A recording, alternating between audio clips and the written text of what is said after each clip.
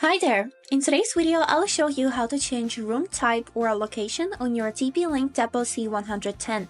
Let's get started. So, as a first step, we would need to open Tapo application and then choose our camera here.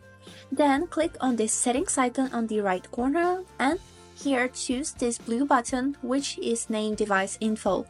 Here go to this tab named location and here is it. As you can see, I got two options right here, which is living room and currently it's named office. But we can also add our custom by clicking on this custom button. Here you can choose from one of these suggested variants or you can enter your custom name of the room, for example Emily's bedroom or anything else. I will choose kitchen and then click save. Then on this list, don't forget to select this kitchen and then click save once more. And now the location of camera has switched. And that's it for today. I hope this video was helpful for you and thank you so much for watching.